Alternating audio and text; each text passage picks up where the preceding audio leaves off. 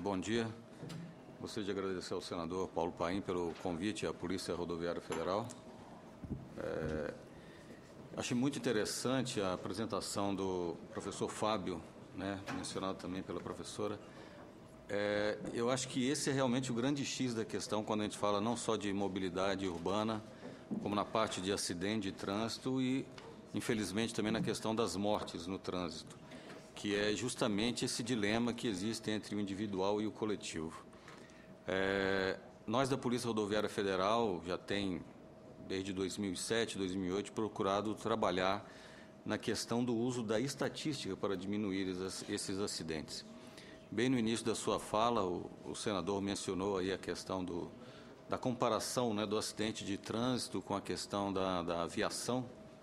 E eu achei muito curioso, eu fiquei até pensando ali, quando ele fez a comparação dos mortos no trânsito, é quase um avião por dia, né, que o senhor mencionou, né? Eu fico um Boeing por dia.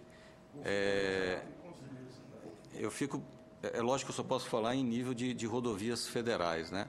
Para nós seria mais ou menos um avião desse por semana, só falando em nível de rodovia federal. E aí eu faço aqui uma pergunta: será que nós viajaríamos de avião se caísse um avião por dia? Ou mesmo por semana, né? Será que a gente teria coragem de andar de avião ou a gente aboliria esse meio de transporte, né? E a gente deveria trazer isso também para a nossa realidade, vamos dizer assim, terrestre, quando a gente pensa na questão do automóvel, da motocicleta, porque parece que realmente a gente não pensa nisso. A gente acha que nós somos meio que imortais, né? Que basta pegar o carro e sair. Recentemente, eu li um artigo muito interessante.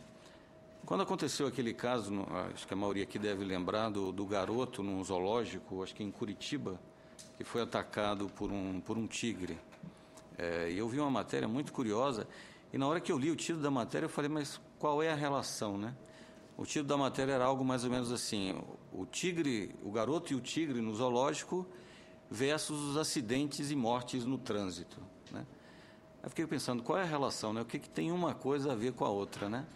E aí, lendo o artigo, eu achei muito interessante que, na verdade, os dois casos, né, se analisarmos o caso do garoto no zoológico, havia, se eu não me engano, 2 cercas de proteção antes sequer da tela onde ficava o animal. E havia ainda vários avisos, né, do perigo de se chegar próximo àquela jaula. E independente disso, e não vou nem entrar aqui na questão dos cuidados ali do pai, independente disso, o garoto pulou essas 2 cercas, desobedeceu, tudo isso. E aí fazia analogia do trânsito, né? Muitas vezes o governo, né, a entidade pública, ela dimensiona para aquela determinada via um limite de velocidade ou um proibido ultrapassar ou não estacione aqui, né?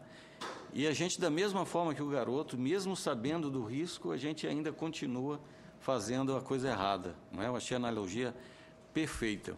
Se nós analisarmos, mais uma vez falando, é claro, de rodovia federal, apenas não chega a 4% dos acidentes de trânsito em rodovia federal tem como causa a colisão frontal. O tipo de acidente, colisão frontal, representa aproximadamente 3 a 4% dos acidentes. Porém, esse mesmo tipo de acidente, colisão frontal, ele representa quase 40% das mortes no trânsito das rodovias federais. Então, com base nisso, a gente procurou trabalhar a estatística, né? O professor até falou aí que também trabalha na área de estatística na Universidade de Brasília, e a Polícia Rodoviária Federal começou a usar, então, a sua estatística. De que forma, né? Primeiro, na coleta dos dados, né? Hoje em dia, todo o boletim de acidente de trânsito da Polícia Rodoviária Federal, assim que o policial encerra esta ocorrência, ela já faz parte do nosso banco de dados. Depois desse boletim no banco de dados, a gente consegue extrair, então, e fazer uma análise de todo o acidente, e isso das mais diversas formas, né? Para que a gente possa, então, criar ações para coibir o acidente, minimizar a ocorrência de acidente e, por decorrência, também a morte no trânsito. Como, por exemplo, Em que dia da semana o acidente mais ocorre? Em que horário ele mais ocorre? Qual é o tipo de acidente que mais ocorre? Em que hora, em que local? E a partir dessa análise ver o que precisa ser feito, né? É uma questão única de fiscalização? Se positivo, qual o tipo de fiscalização que tem que ser adotada? É uma questão de infraestrutura? Se positivo, a gente faz ofício aos órgãos responsáveis, como, por um exemplo, o DENIT ou as rodovias que são concedidas às concessionárias, pedindo ou duplicação, ou melhoria na sinalização, ou uma simples construção de uma, sei lá, uma terceira faixa, às vezes quando a duplicação é muito mais onerosa, ou às vezes simples taixões ali impedindo a passagem de uma faixa para outra, já faz uma grande diferença. E a gente tem trabalhado na questão da operação Rodovida, que eu até vou mostrar aqui alguns resultados, que ela parte basicamente da integração entre os diversos órgãos vinculados ao trânsito, sejam eles da esfera municipal, estadual ou federal. A gente identifica, através desta análise, quais são realmente esses pontos mais críticos, e aí cada agência, é claro, dentro da sua área de atuação, faz ali naquele ponto crítico uma operação. Ou seja, o usuário, se ele está cometendo uma infração em qualquer rodovia, seja federal, municipal ou estadual, ele pode passar para outra rodovia, tentando, ou às vezes fugir de uma fiscalização, né? Ou às vezes ele sai, por exemplo, uma questão que foi colocada aqui, como do alcoolismo. Uma pessoa que toma, ingere bebida alcoólica num lugar de um município, ele pode vir a pegar uma rodovia estadual ou uma rodovia federal. Então, não basta apenas a fiscalização em um único eixo. Daí a necessidade, vamos dizer assim, dessa integração. Mostrar rapidamente aqui como é que foi feito esse trabalho e principalmente os resultados desse trabalho. Esse é o comparativo 2013 com 2014, mas a nossa operação Rodovida, ela pega ali o final do ano e o início do ano até o Carnaval. Então, o que eu vou chamar de 2013 seria finalzinho de 2012 até o Carnaval 2013, e o que eu vou chamar de 2014 é o finalzinho de 2013 até o Carnaval de 2014. Então, aqui está os períodos que eu mencionei, na comparação do período 13-14 com o 14-15. A gente chama da primeira etapa, né, que vai as festas de final do ano até as férias de janeiro, e a segunda etapa que a gente chama da Operação Carnaval, tanto 2013-14 quanto 14-15. Podemos perceber aí uma evolução da nossa frota de algo em torno aí de 8% ao ano. Tá? Isso é fundamental quando a gente procura trabalhar esses números, porque seria muito difícil a gente trabalhar única e exclusivamente com números brutos, né, absolutos, já que a gente tem esse aumento de quase 8% aí ao ano em alguns casos, e se compararmos ao longo dos últimos 10 anos, esse aumento foi de 136%. E vamos perceber aí também que há um aumento muito maior, inclusive, na questão das motocicletas. Aqui, ainda em comparação a essa frota, temos os acidentes, né, por milhão de veículos. Nessa linha vermelha, nós temos aí uma tendência, né? É claro que foram feitos cálculos aí de que, se nada fosse feito, esse seria o nosso cenário a partir dos anos aí de 2011 a 2015. E aí, com o nosso trabalho de gestão em cima dessa integração, nesse período aí da Rodovida, nós tivemos resultados aí muito impressionantes, e se compararmos aí de 2011 a 2015, uma redução na quantidade de acidentes, comparando aí na questão de comparação pela frota, de 45%. Aqui os acidentes graves, né? O que nós consideramos, para efeito dos nossos cálculos, um acidente grave? São aqueles acidentes onde tem pelo menos um ferido grave ou um morto, né? No mínimo, um desses critérios tem que ser obedecido.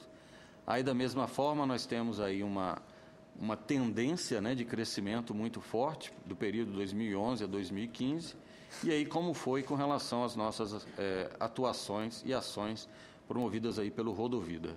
Uma redução aí de 45% no período, sendo que só do ano passado para este uma redução de 21%, quase 22% nos acidentes graves. Questão dos feridos, também a questão de como era a tendência e como ficou depois da nossa atuação. 38,8% se comparado 2011 a 2015. E a questão mais fundamental que a gente ataca, que é a questão dos mortos, né?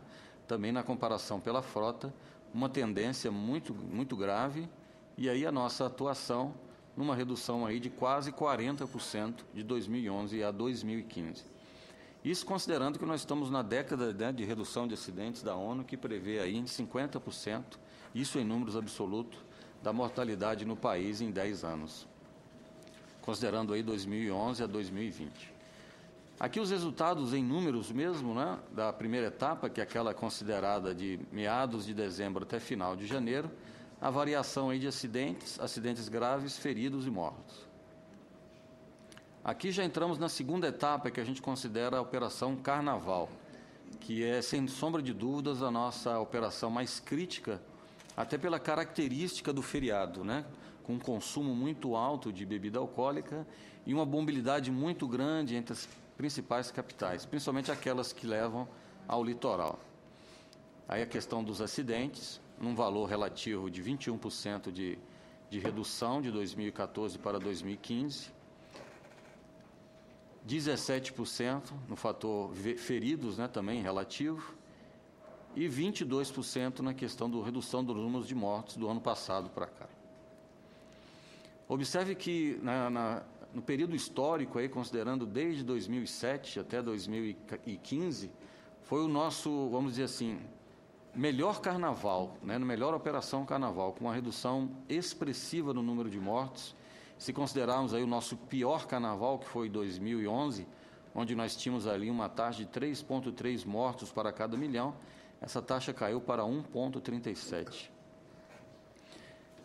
Os 3 estados, né, que somados, né, isso em nível nacional, contribuiu com mais de 40% dos números de mortos do país, receberam então reforços de toda a Polícia Rodoviária Federal, não só com incremento de efetivo, mas também de viaturas, de etilômetros, de radares, né, de todos os equipamentos necessários para ajudar, né, auxiliar esses 3 estados.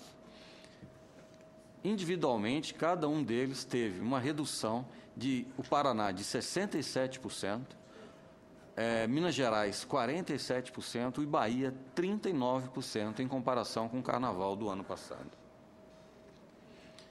Ainda com relação à Operação Carnaval, está aí os números dos acidentes graves, feridos e mortos, sendo que mortos ali nós tivemos uma redução de 17%, né?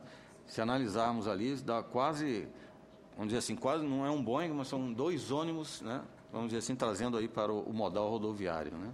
Em nível, considerando os mortos, né? Ainda com relação aos acidentes, no período da operação total agora, considerando o primeiro e o segundo período, que a gente chama de fim de ano e carnaval, aqui nós tivemos a questão dos acidentes,